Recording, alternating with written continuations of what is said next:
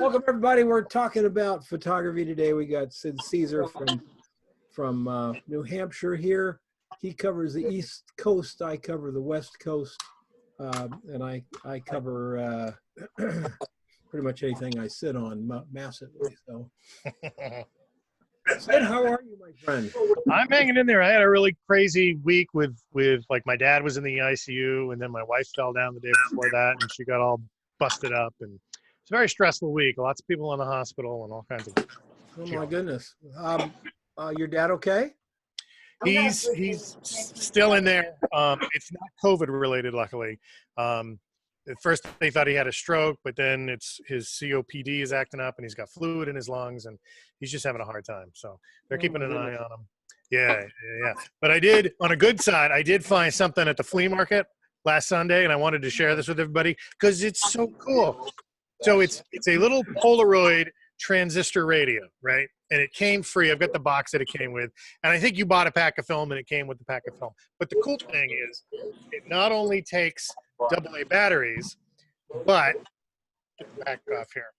It's also, if you had a functioning 600 pack of film, you could also put the functioning 600 pack of film in this, and the batteries from the film pack would power the transistor radio, which I thought was kind of cool. Oh, that's cool. I thought I would share that with everybody. I wonder how much battery power was lost to the world when we throw those packs away. Right. Well, see, I was excited when I thought you bought the damn film. When you showed, I was like, "Oh my God, he found fresh 600 film." I've got a fridge full of junk. I think I have a couple of. They might not be 600 packs, but they're pack films, and they get a little battery in them. But I'm pretty sure that the batteries don't work anymore. Yeah, they're just for novelty. Yeah. Or sell on eBay under an assumed name. Right. Well, that's great. So we kind of came up with an idea for this, and I thought it was an interesting thing. Of has anybody reimagined their business? Talking photo business here. So if you sell tchotchke somewhere on Shopify, that's not what we're talking about. But we are talking about reimagining business. And I was listening to James Altucher today talking a little bit about his thoughts on going forward with business. And he's actually quite bullish on things moving forward and things becoming lots and lots of new jobs. And he started naming off jobs and naming off opportunities. And I had to agree with him. But we really want to focus on photography and what it is that we can bring to the table and what it is that maybe possibly somehow what those opportunities are for us. So we'll start off with Sid. Sid, what do you think, buddy? What are you doing? What's up with you? Oh, man. I mean, I don't know. I was thinking the other day, so for the past, I'm going to say 7 or 8 years, I've worked with a local magazine. Every year they come out with a best of the area kind of thing. And over the last 3 or 4 years, it's sort of become more of something you would find at like a rest stop, where it's like a roadside attraction kind of guide of the area, Southern Hampshire. So usually every year they hire me. It's a color glossy magazine that they do once a year. Usually it's like, best restaurant of this area, and then the best restaurant in this area. Is it the hardcover thing that you get in hotels? It's hold on, I'll grab one. I got it right here.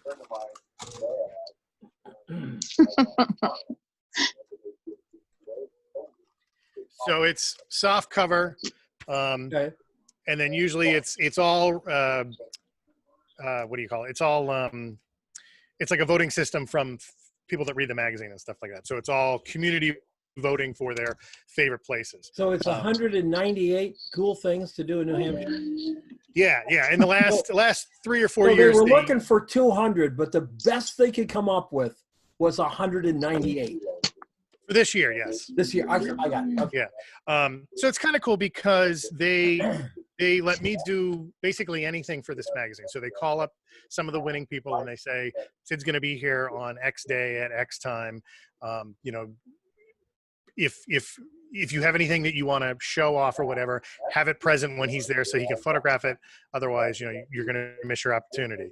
And a lot of the places that I photograph each year are restaurants, like best restaurants for, sweets and this and that. So over the last, I would say 8 or 9 years, I've been doing a lot of like food photography, but it's nothing that I put up on the website. I've got every year that I work for the magazine, I have it by year and everything. So I have, all these folders full of like food images. And so what I'm trying to figure out is this something that I want to put up on the website? Do I put up a separate website? Do I, I don't know. We have a lot of restaurants. Obviously everybody's got a lot of restaurants, but we've got a lot of restaurants downtown that are kind of shut down and they kind of want to open, and there's some new ones and stuff. And I just can't figure out, I like doing it when I do it for this magazine, but I'm not sure if it's something I really want to spend a lot of time on. So I'm not sure. So what I would tell you, Sid, is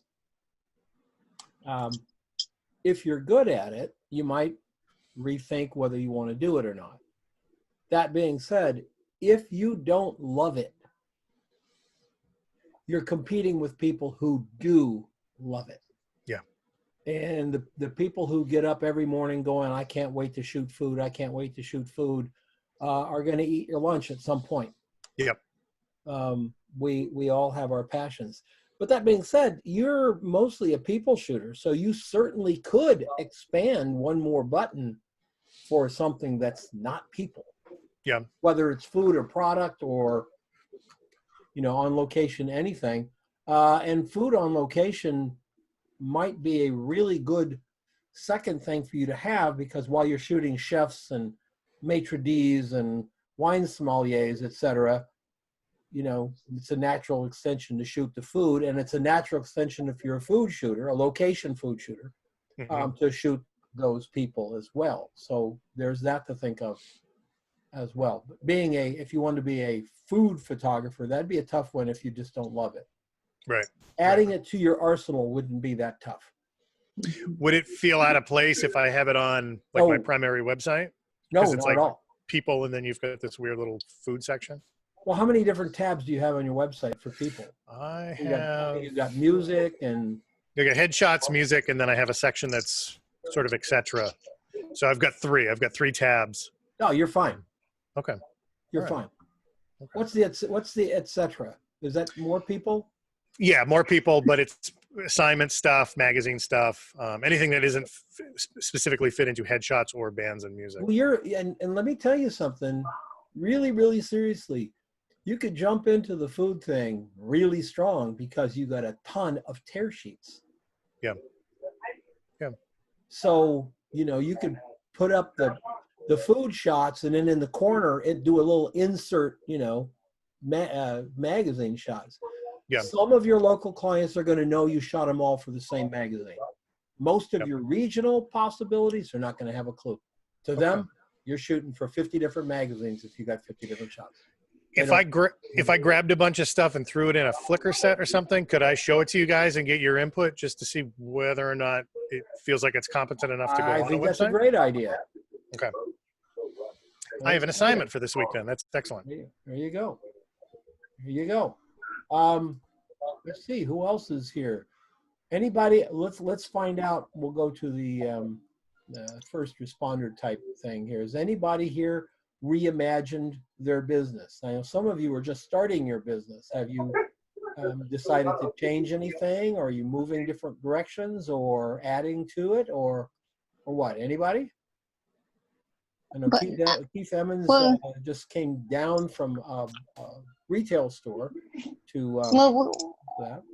We are trying to do not so much business, because I come from the editorial part of it, photographing for magazines, especially for design industry. So where I come from, it was more for the editorial business, for writing stories and complement the stories with the photographs.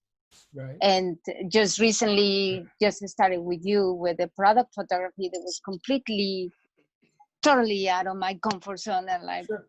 I didn't know. So what I'm trying to do is set up the website again, redesigning the website so I can include the product photography, but I don't know if I'm strong enough to do it to that level, or Not I yet, should but you will just be. Not yet, but you not will be. not yet. Yep, I but don't you will feel be. like I can set it out like, okay, I'm a product photography. No, it's taking me time to do it anyway. I think I'm grabbing it and I love it. I think it's tremendous. But I'm trying to put something that I have done before, and like the car show. I'm trying to put a book together for cars, the Packard show. Mhm. That's a project. I have another project. There's carnivals that is on the go. This has already been done, and I think it's completed, but it's not totally into the product photography yet, which I would like to add to the website. Yeah, absolutely. And when you're new at product photography, I always I want everybody to feel comfortable if you're new to it, because you're probably not going to get difficult product shots at the beginning. You know, it's not like, oh, look, we just found this person and she's got some cool little product shots. We'll call her up and have her do the next Grey Goose campaign. Right. They're probably going to go with someone in New York to do the next Grey Goose campaign. But you're going to be working with local clients and products and building not only your portfolio, but building that amazing thing we have in our head called experience. You only Right. have to, and a lot of that means you fail. A lot of that means, you know, you screwed it up, and you know, box tops that you didn't tape down absolutely flat. We cover that all the time. Right. You know, you do it and you go, oh, and then they go, oh, we got to do it now. You're going to fix it in Photoshop, but it's going to take you 2 hours and you're going to kick yourself, but you'll Right. never do it again. You'll never, that Exactly. boxes will be nailed down tight. So a lot of that experience that you have to build up, which used to be done through working with other photographers as an apprentice, and that's gone now, just seriously gone. That's the kind of stuff that you'll be doing in Project 52 and your extra jobs that you're doing, all the different kinds of photography that you're doing.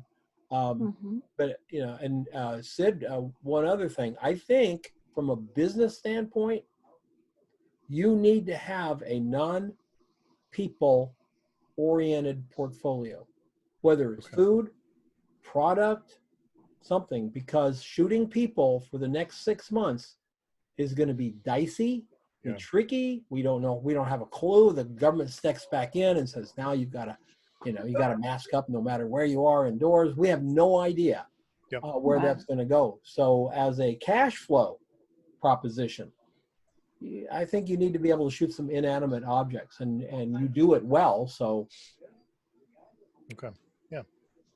That makes sense. Mm-hmm. who else? Anyone?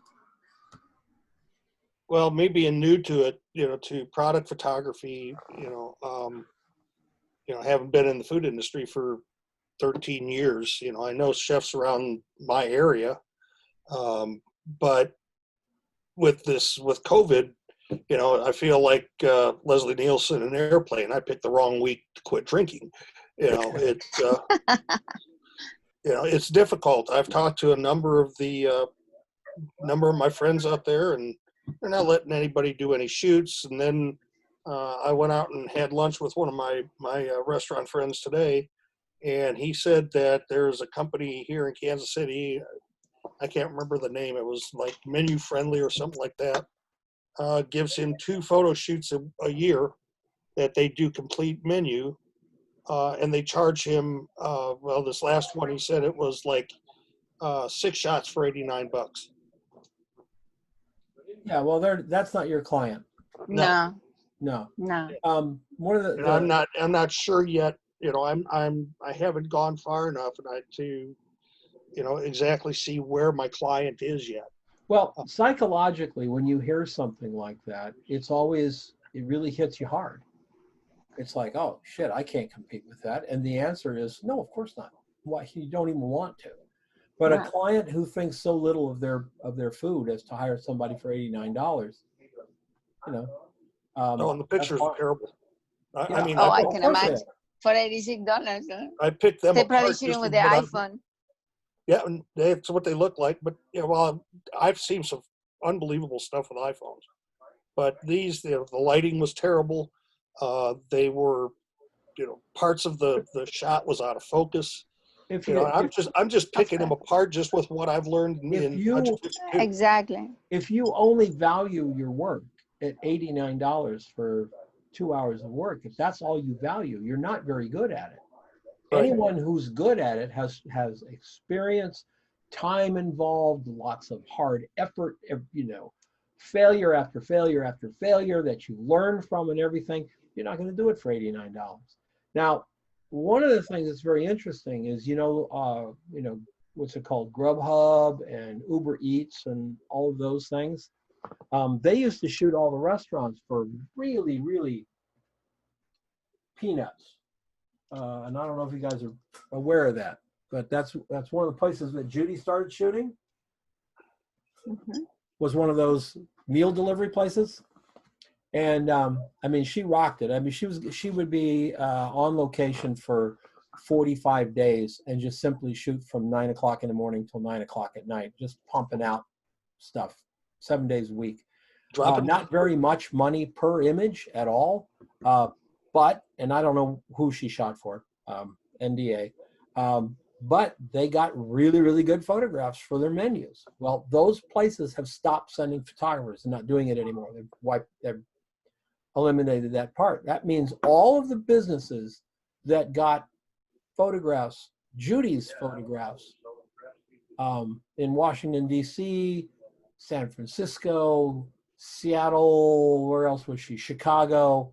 All of those people got really good photographs, are going to need more photographs, and they're not going to get them from the food delivery places. Right.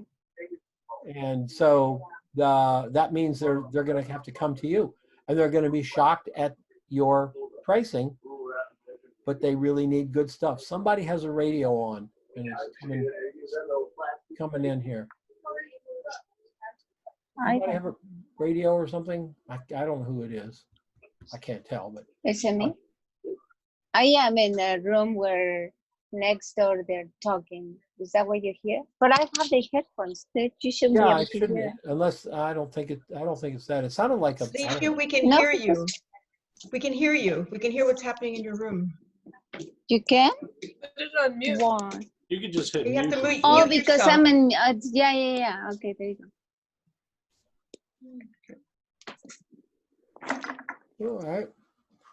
All right. So But good. now you cannot hear me. Yeah, I can hear you. I can hear you. Lee, can you hear me? Yeah. All right. So basically, I just need to mute and unmute my microphone so you don't That'll hear work. in the back. But That'll that's work. kind of weird because I have this. You should be able to hear. It's- Oh, well, it's- I just muted. It's your mic is reaching out and to find those. That's one of the things about those. It little is, mics. isn't it? Yeah, it's really reaching out to find whatever ambient sounds there are. Who else? Carmen, what are you up to, Carmen, right now?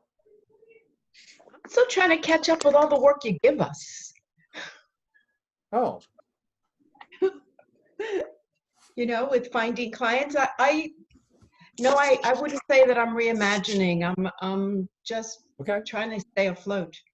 I know Mike Thompson is. I know Mike kind of started out thinking he wanted to get in the commercial arena, and then kind of thought, no, he really likes the fine art, loves working with film and stuff, and is now thinking, well, yeah, but there's no reason that you can't combine old processes with commercial photography. You just, you look for those specific clients that you're working Yeah, with.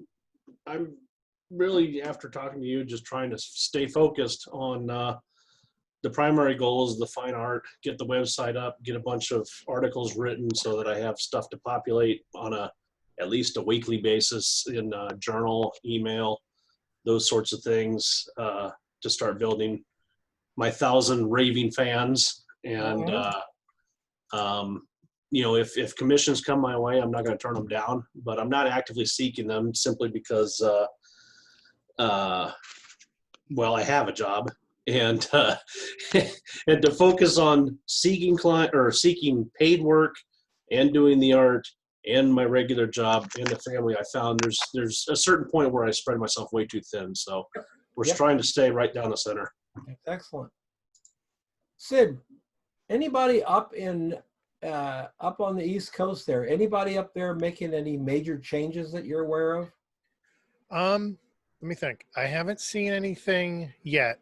I've seen a lot of shooters in the area that are just trying to remind people that they're out there and what their specialty is.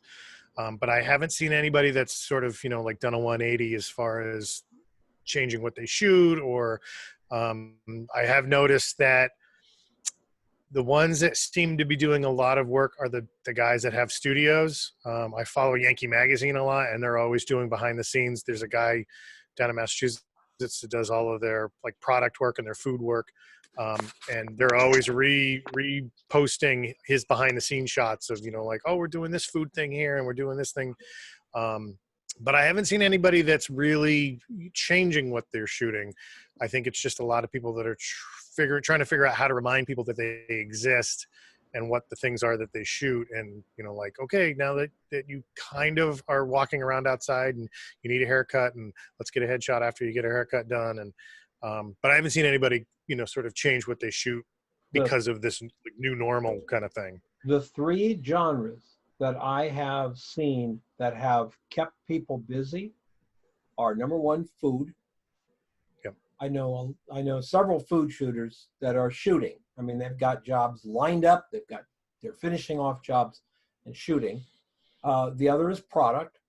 Lots of product, from jewelry to packaging to whatever. And the third is real estate. Mm-hmm. Homes, expensive homes and stuff.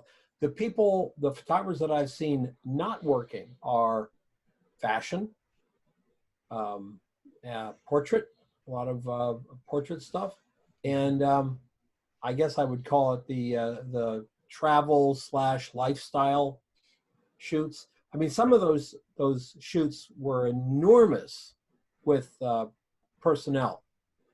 You might have a photographer, and he's going to have, or he or she is going to have two assistants, and you're going to have the art director and his or her assistant and their assistants and makeup artists and wardrobes and stuff. And those things are just simply, that's not happening in LA right now. I mean, it's just not happening. It is not happening in New York. It's, that kind of stuff is kind of bleak. So it's very, very interesting to see what genres did okay. And food is one of those things that ain't never going to change. New recipes, new ideas, new ways of shooting. My wife and I want to have Mexican food tomorrow from this little restaurant, and I hate going there because the photography on the walls is just atrocious. Unless you're Stephanie Spencer and you're shooting tarantulas, that's a whole new thing. That's like a whole new genre of itself. Yeah. Stephanie put that thing up on Facebook where I happened to see it, and I'm not speaking with Stephanie. No. See, when I see something like that, the first thing I think of is, can I legally buy a flamethrower? Yeah. How fast can I run off the planet? Yeah. Not only that, she followed it. Yeah. No, run the other direction, yes. opposite direction. I did not understand the following the bug. It's like, no, turn the camera off. Far as you can, exactly. Because I figure those guys, they got a buddy somewhere, Right. They're familiar. I had to rescue her because she fell in one of our water boxes. So I had to reach down in the water box, pick her up, set it on the ground, and then I proceeded to take pictures. You actually save bugs. Okay, so now it's 2 weeks. That's awesome. There's a woman that lives not too far from us that actually has one as a pet certain times of the year. They come back and they're seasonal, and she has as a pet for 6 months of the year. So you're missing out on the big thing there, Don. They want to reevaluate that. You know, Jay, if that was the only big thing I was missing out on, I'd still be okay with it. I do Well, you not gotta like start bugs. somewhere. I do not like snakes. I do not. My daughter likes to come home with snakes from the office. I'm like, no, yeah, doesn't like those at all. Lizards, I like. I like lizards, Well, we have those too. snails and stuff, but me and bugs. Anyway, I've been thinking and thinking and thinking about how I want to start this new agency, and sort of finally, after listening to a whole bunch of Gary V, and a little bit of Gary V can be a whole bunch of Gary V if you're not careful. He actually did one keynote where he promised not to use the F-bomb, and I thought, well, who wants to listen to that, Gary? But I also thought, thank God, I get tired of it after a while. But after listening to him and a couple of other interesting people, it finally dawned on me what I want to do and how I want to see it. And now I'm seeing my business in front of me. I'm seeing exactly how I want to do it, and I'm really, really excited about it. So that's what gave me the idea for this. There's a lot of possibilities for businesses out there. A lot of possibilities. Do any of you know what AliExpress is? Is that Alibaba Yeah, thing? yeah. Yes, I do. This is this is an opportunity for everybody. You could start your own camera store at AliExpress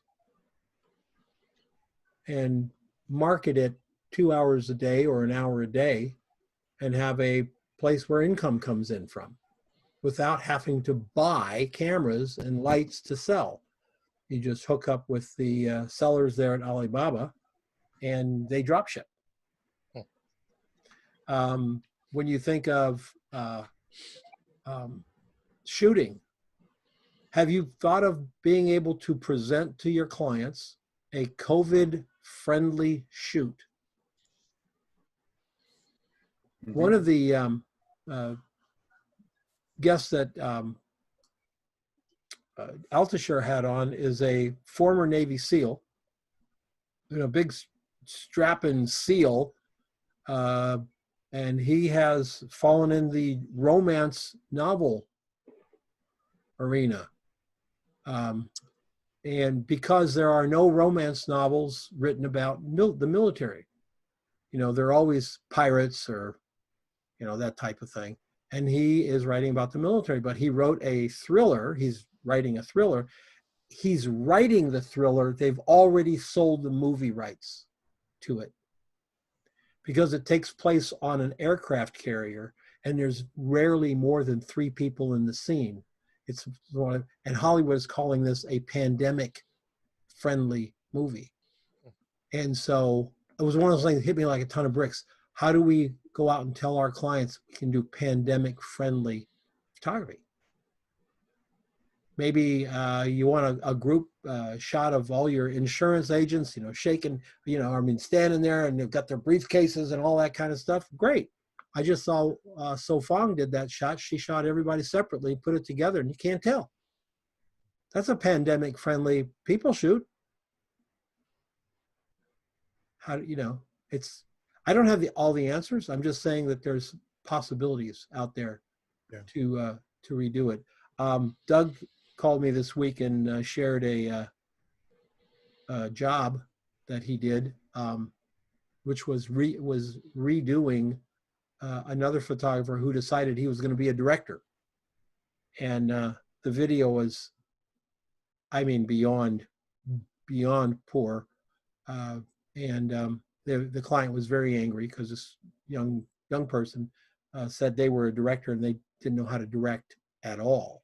And that's a very costly thing for the client, and a costly thing for the photographer, because where they're going to go ahead and pay him, never going to hire him again. So, if we're going to reimagine something, we should reimagine something that we can do. Just saying. Just seems fair. Virginia, how are you? I know a lot of changes in the Virginia Smith world. Yeah, I had to turn over jobs while I was sick that I had lined up. But it's actually going good. I listened to that food summit this last week, which was super good. They had several agencies, owners speak. And so when I give you my images, I won 2 entries to one of the agency does a spotlight competition. And all the work gets judged by buyers, photography buyers. Oh, And okay, so cool. I get 2 free entries, so I'm going to go ahead and do that today. I decided I need to figure out the blog thing, and so I made a schedule of one for food. I mean, I have a food blog, but now specifically to work with clients, because one of the things the agency said is to show the behind the scenes, because they want to see what it's like to work with you besides the photography. So the behind the scenes and the personal stuff, like getting to know your personality, putting yourself in there once in a while. That's one of the things Judy passed on to us. She has a button on her website that is her studio. And when you click it, you get this big collage, it's a regular gallery of her studio, the walls of props that she has, and her shooting space, and the place outside, and what she calls her natural light studio. We call it the patio. All that kind of stuff. And she was telling us that clients are hiring her now because they saw her studio. Yeah, that's what I was going to shoot, because I made the front of my garage. And so like today, I went to an estate sale today and got a ton of props. So I want to have, like Fridays, I go to the farmer's market. So Fridays, I'll show produce from the farmer's market. And on Saturdays, I'll show new props. And then I'll, have work through the week. But kind of make a schedule for myself of all this, the stuff I'm doing, but making it so that it becomes a blog post and becomes, images and Instagram. So just, that's what I needed, is a flow. So it kind of is like putting the pieces together. And that way, this like the same thing with my studio. I have it so I can shoot people in the front of the garage, have it open. The light's great.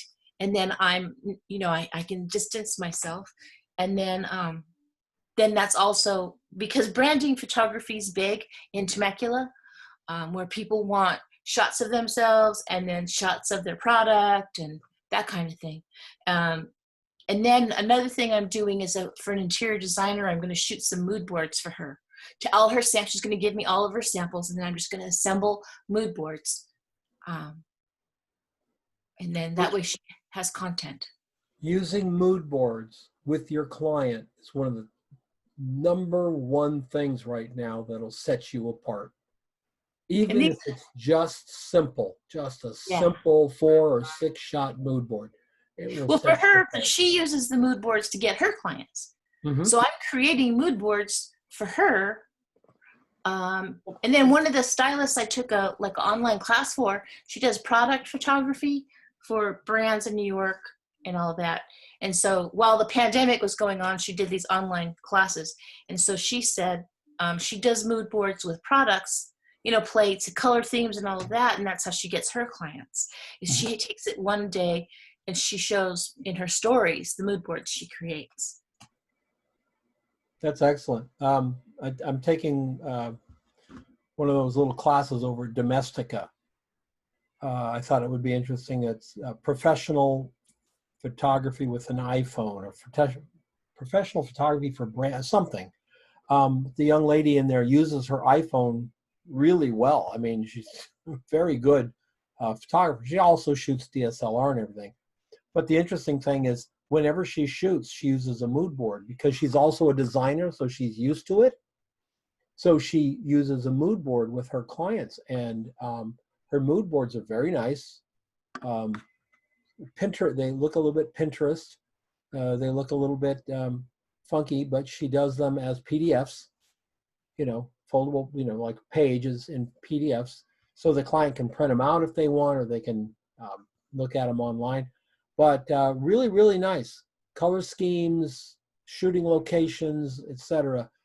Something to think about. That would help reimagine your business a little bit, to have 25 locations in a little cheap, maybe a blurb magazine, 24-page blurb magazine is what, like $8 or something like that, and you just fill it full of locations for your clients. Not talking consumer, I'm talking commercial. And you sit there and you say to the guy, hey, we can shoot wine and make it look like we're shooting at a Italian bistro at the corner of 5th and 7th or something like that in downtown Temecula or whatever. There's a corner in Phoenix that because of the hotel, the design of it, and the little fence they put around it, I shot a cover for a friend of mine called Paris Nights, and everybody thought we shot it in Paris. And it's just downtown Phoenix, which, believe me, is a long way from Paris. Not only in miles, but all of that stuff, it just changes us up because we have to start going right to the clients. The middleman thing is kind of changed. One of the things that I'm reimagining is I don't want to go back to clients. I want to go, to middlemen. I don't want to go back to waiting for a job to come in. I want to go back to making jobs come in. I want to go and start talking right directly to the people who make those decisions. I think I would enjoy photographing commercially again and getting into it a little heavier if I could bypass the middleman like I did before. With my new idea for my agency, I think I'll be able to do that. But lots and lots of changes for photographers. And we're either going to sit back on our butts and let those changes wash over us and never see them coming, or we're just going to basically stand up and, just jump through the wave. So just jump through it. Who else? We got Sophie here. We got Stephanie Stephanie, the bug girl. We call her Bug Girl. That's what we're going to call her, Bug Girl. Steph, you've been shooting out on the playa and all kinds of places. Yep, 2 COVID shoots. The Boeing Starliner guys on the playa. Next week, they're replacing a ball on a power line. And then I actually got a request to quote for the hospice because they wanted updated photos with all the PPE. And then today I got a request for the space experience. I guess they have like a spaceport kind of thing in Tucson, and she just said hardware. So I got to talk to her to find out, is this like tiny hardware or like giant? Like, what are we doing? I don't know, but yeah. It's exciting to. How much you charge to shoot a piece of string? How long is a string? I don't know. Hardware. Well, that could be interesting. Yep. I'll talk to her, but I know, because with the marketing, it's been hard. I've been feeling guilty about not marketing, but on the other side, like a couple days ago, I just said, forget it. I'm not going to feel guilty anymore. I'm just going to do what I feel is right to do because this is just a weird time. And so I think this was through Google. She found me on Google. I don't know if it's SEO or the Google ad, but that's pretty much all I've been doing is reaching out to past clients, leaving whatever's up there is up there, and then my Google ads. So have you did you sign up for that 6-minute networking thing? I don't think so. Put the link up for that. I can go look it up. The 6-minute networking. 6-minute network. jordanharbinger.com/class or course. It's free, totally free. But that's, one of the things that he is just big on, and I am really big on it too, is everybody you've ever talked to about business, you need to go back and connect with them again. Open up your Gmail and go back 8 years. Find people there and say, don't sell them. This is not a sales thing.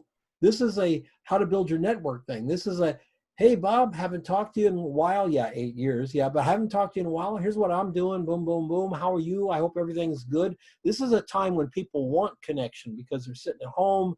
They're not going to the office, that kind of thing. And it's just a friendly, I feel like I have not kept up with chatting with friends, and I just wanted to see how you're doing. And then you say, no rush on your response. Just, have a great day, right? The reason you say no rush on response is anytime you ever get hit up by somebody you haven't talked to in 6 years, they're going to try to get you to sign up for their multi-level marketing deal. And you can get a down line like their down line and an up line and a sideways line and all that crap. And you want to let them know you're not doing that, just say, hey, no business, just wanted to check in with you. Yeah. I did it. I'm going to say about 10 weeks ago, I sat and I did it. And I contacted 5 people. Of the 5 people, 2 of them signed up for my course. Damn, it's pretty powerful. So, let freedom ring, man. Go back and find them and just talk to them. Absolutely. Sid, what's your marketing like these days? You keeping in touch with everybody? Yeah, I've got a specific list that is only former clients. And I've done 2 now through MailChimp, and I'm just checking in, like, oh, hey, we're doing these videos where we talk about photography, or, check out this blah, blah, blah, blah, blah that I did on nothing selling anything. Just the only thing I ask is, I'm not very good with my Google presence. So I've been asking people, just click on this thing. It'll take you right to a Google review. If you enjoyed working with me, no pressure. If you don't want to do it, I understand. But Sure. If you've got 3 minutes, just drop a thing saying, like if you enjoyed working with me or not.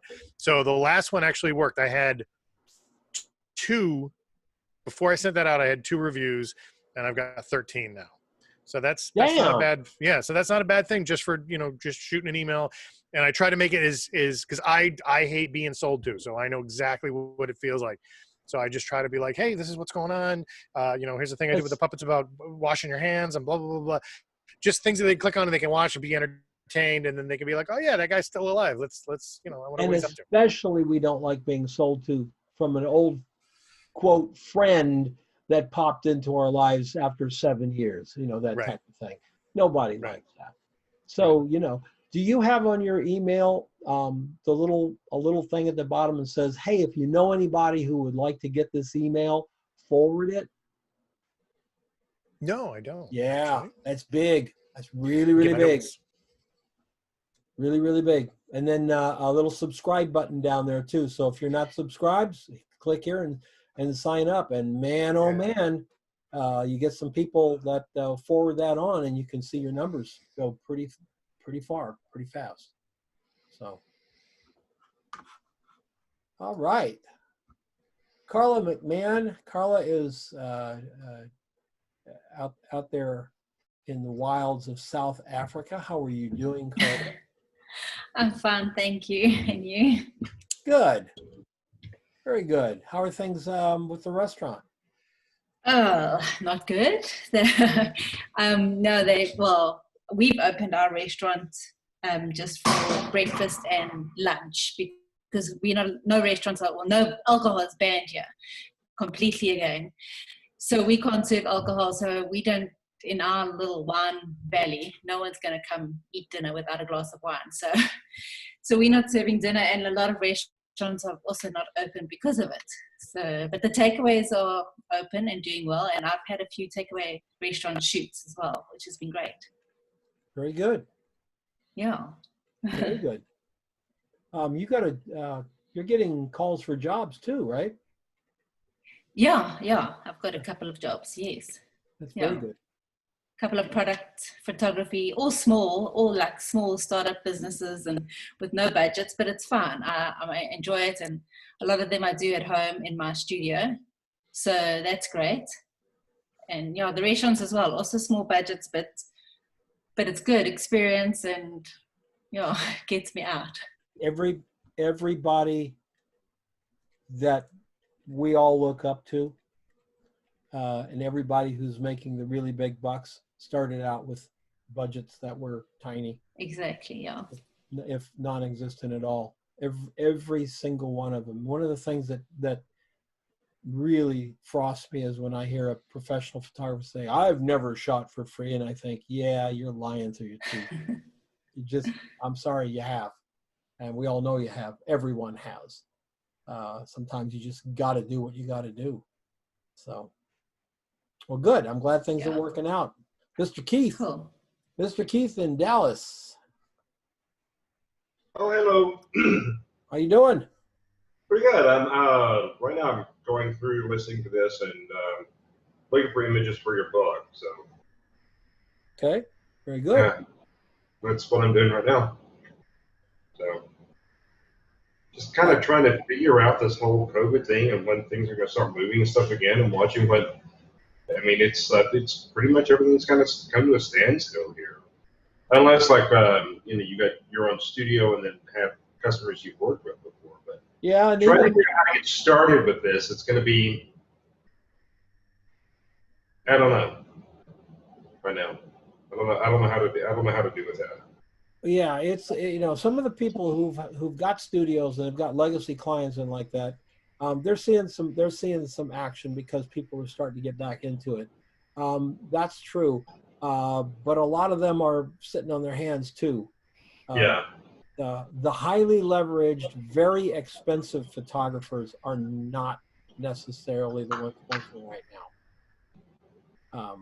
So you've got a great little space there. It's going to be really great. I think, it's going to be a little bit of a time thing. And by the way, if you can figure out the COVID thing, you will be the only one, and you won't ever have to be worried about photography anymore because you'll be having like billions of dollars. Yeah, I'm not sure anyone can figure it. I'm not sure if it's figure outable, if that's a word. I don't know, but I don't know if it's figure outable. You just got hit, so well, good. I'm glad you. Things I finally decided the other day was, stressing out about all this stuff, and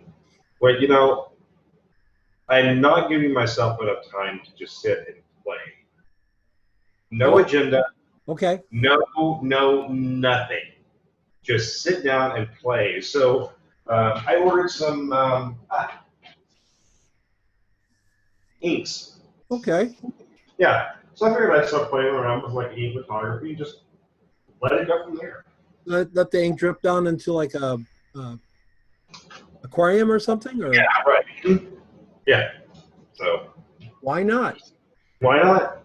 It's the playing that's interesting. I did a little Facebook Live thing. I think it was yesterday, maybe the day before, but this little Facebook Live thing where I talked about how people are, a little depressed right now. And when I say that, I know people get all upset with me, but I say, no, I'm not talking about clinical depression. I'm talking about bummed out depression. Not right. If you're sick with depression, that's a different world. But you cannot be bummed out, depressed, and photographing at the same time. It's not possible. You can't be bummed out, depressed, and paint or garden or do anything that involves hands and eyes, concentration. Nothing can you do. You want to get in a good mood? Get your camera out, start taking pictures. Take pictures of what? I don't even know. Shoot your toes. Do pictures of your toes. Whatever it takes. But the moment the camera goes to your eye, I did it myself a couple of weeks ago. I was feeling pretty down. And I thought, I don't want to do this. I don't want to sit here and dwell. So I grabbed my little point and shoot camera. I went out on the front porch. And I started photographing my cactus, right? Mm-hmm. I saw some of those. Within about 5 minutes, I totally, the heat wasn't bothering me. And oh God, it was hot. The heat wasn't bothering me. Nothing was bothering me. I was just totally focused on taking pictures of these succulents and cactus. And I wasn't down anymore. You can't be at the same time. So we artists need to remind ourselves of how totally cathartic being an artist is. You know, we work out our demons. We work out our depressions and stuff with our art. No reason Yeah. why we can't continue that.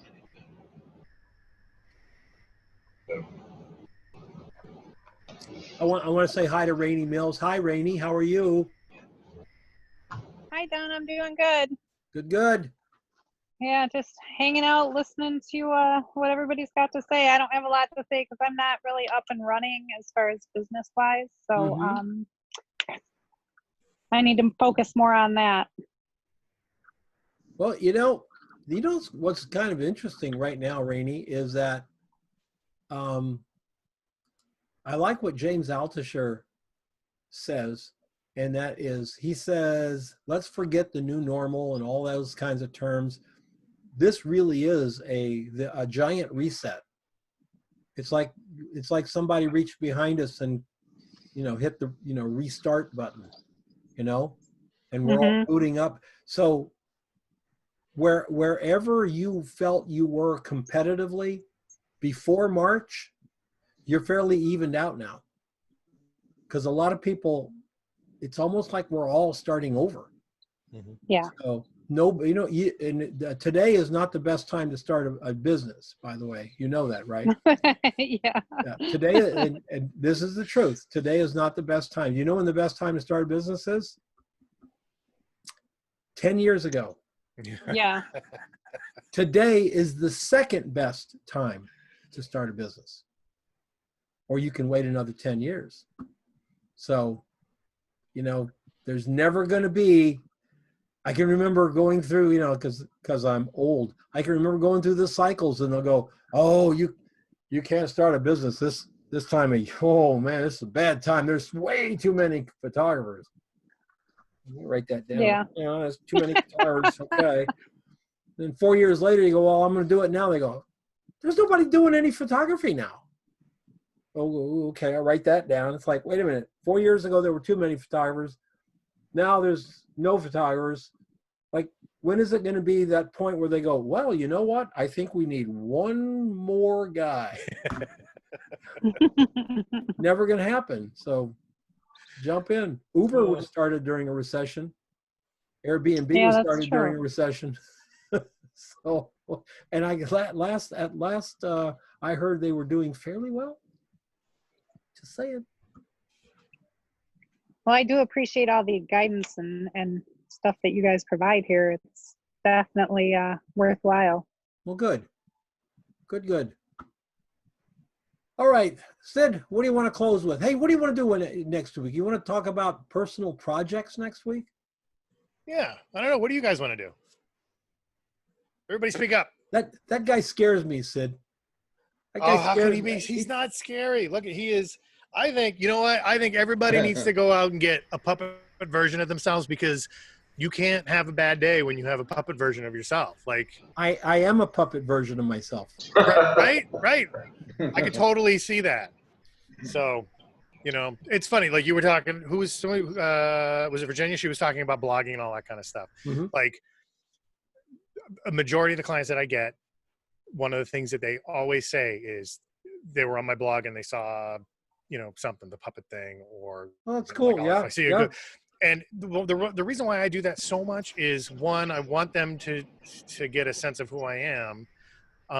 But they go through all, you know, and I don't know how long some of these people spend on there, but they know, like, if they've never been to the studio before, they walk in and they instantly get a feel for me. They know who I am. They know the stuff that they've done. So we've already developed this rapport, even though I've never, you know, physically spoken to them in the same room. Sure. And I think that's what they like so much about it is, you know, I let them in on all these little things. So when they come in, they're like, oh yeah, that's right. You did this and you do this and you listen to this kind of music and blah, blah, blah, blah, blah. So they're already relaxed. You know, and it's easy to relax somebody when they look up on the wall and there's a bunch of puppets hanging out over there and everything like that. It does. I'm catching up. See, I'm catching up with the beard too. Like, I'm getting there. It's it's pretty soon. It's gonna happen. Bless your beast. Thing I noticed most was you had a lot of masks. The correlation of the eyes there. I think your puppets definitely matched your eyes. His skin tone's a little off. I always have that problem when it comes to white balance and everything like that. But How many masks do you have, Virginia? You're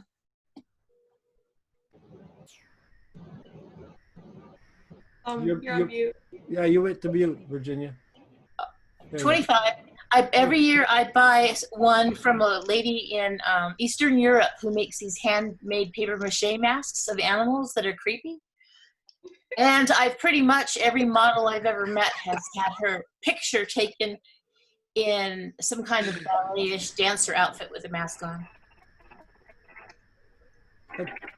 I could probably make a book of, and then when I did photo booths, I would bring masks, but I would bring just top masks or, oh, remember I did Paula Puffer in the unicorn mask at Surprise, Arizona? Yeah, and you brought those little antlers over that I used to take a picture of Ivy. Oh yeah, Ivy. Yeah. It's one of my favorite portraits ever. I love that portrait, and there's so many different things that you have. Every time we go out with Virginia, we'll go out and shoot. We'll turn around and Virginia's like lighting somebody on fire, or they're dancing and they're levitating. I mean, it's just really. I planted flamingos in the ground at the Grand Canyon for Stephen Michelle. Yeah, I've been to the Grand Canyon twice with Virginia. It's an experience. The models love it. They just she has a ball. Do you remember the time we dressed poor Bree in that little gauzy outfit when it was like 30 degrees up in Bryce? Yeah, and I had that blanket, but she kept saying, "I'm okay." It's like, are you sure? She was flat out lying. Of course she wasn't okay. It was freezing cold, but she's such a trooper. I was helping her off the log. I had her on the log. I'm helping off the log, and she's shaking. I said, well, let's warm you up. She goes, oh, I'm okay. Yeah, you're not. Oh, yeah. And then I came up with my blanket and wrapped it around her and was hugging her until she warmed up again. Yep. She is a trooper. Yeah, 30 degrees, folks. We had her in a gauze dress. How did you meet her, Doc? Huh? How did you meet Bree? Oh, she called me up and wanted me to take pictures of her. She sent me an email and said, I'm a model in Phoenix and I want you to take pictures of me. And I ignored the email. Then I ignored the second email. And then I ignored the third email because I was like, I don't need a model to take pictures of. Thank you very much. Especially someone who's unsolicited. I didn't know what she looked like, So then she comes over. Literally comes over to the studio, knocks on the door and says, hi, I'm the girl that keeps sending you emails and you don't answer me. And I thought, well, if you've got that much gumption, I'm going to give you a shot. And she's terrific. She's just really, really terrific. And we became quick friends. Is she still working? Or? She is, she's a dancer and a model and a fitness instructor. Fitness, yeah. She can, I can't remember what thing was she lifted, Virginia, but she got into weightlifting. And like 885 pound lift. Just like, are you kidding me? And she did it. She's on video. She said, I did it. I dropped the thing. She said, I never did it again. It's like, that was it. That's what she wanted to do. And she did it. And I'm working on a book of all the pictures I've taken of her. Everybody should be doing a book. That's a great idea, Virginia. Well, because that was what I said I was going to do for something. And then I have probably about 10 more pictures to put in it that I have to find. When my hard drive died, they ended up scattered on a bunch of hard drives. But I've done so much work with her. I would like her to have a book of it. And she really has been kind of a muse. So the name of the book is Muse. Well, you can, sometimes you meet somebody that just clicks with you, and as a fellow artist, journeyman on the travels, and that was her. I mean, she, I could call her up at 6 o'clock Friday and say, 6 o'clock Friday night and say, hey, I want to do a shot down in Tempe in the evening. Are you free tonight? She goes, no, I got a date, but I'll cancel. And she cancel her date and meet me down there and make photographs. And now I look back at some of the photographs I originally took of her. She was 19, I think. 19, and she's what, Virginia, 34 now? 34, 35? Somewhere in there. And I know her so well, I see her all the time. I don't see the changes until I look at the 19-year-old and I go, oh my God. She looked way young when in your first pictures. I remember that's when I thought you were a pervert. Driving around the country with her, but then I got to know you and changed my mind. Yeah. Well, I should have been given a medal for driving around the country with a 20-year-old young lady because I let her be in charge of the radio. Yeah. Never, ever, ever let a 20-year-old girl be in charge of the radio because the stuff they're going to play going to make your ears bleed. I have this memory of driving over a bridge in Maine, and she's sitting there, and there's this something. I reached over and I turned it off. I said, I'm sorry. I have to have 5 minutes. I can't do that anymore. So, yeah, she's great. I'm going to, hopefully, my wife and my daughter are going to come over to California to Pacific Beach or somewhere if they open the beaches by August. I'm really hoping they do, Virginia. I don't know if they will or not, but my kids went to the beach for their anniversary last week with their children. She didn't say anything about them being closed.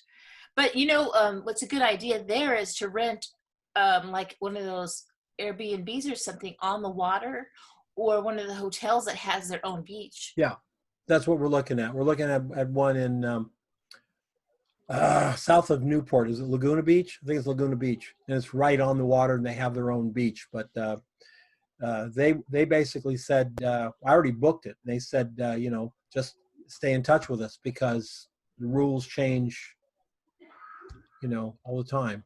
And if the government says you can't be on the beach, the hotel is not going to let you be on their beach. You'd be better off at a public beach somewhere. So anyway, we'll see. And then Bree and I are going to get together and hopefully do a little video thing. I've got a song, a little 2-minute song that I want to do a video to of her dancing. So it'll be cool because all we have to do is play the music and she can dance, and it'll all be B-roll that I'll then put over top of the music. I'll come and stalk you, and then maybe we'll let you know. No, we'll let you know. Pictures of you and your wife on the beach. Yep. Yeah, we'll let you know where we are. Absolutely. All right, folks. I really enjoyed this. Sid, you got something to close with? I don't know. Hey, what happened? Do you do ventriloquism? I don't. No, I have a hard time doing that kind of thing. Really. Okay. I don't know. No, I'm not very good at that. What did you get any feedback from that light meter dude? Did he get a hold of you or any of that? Light meter dude from last week? I don't know. There was some guy being vocal on the YouTube video about. Oh. No.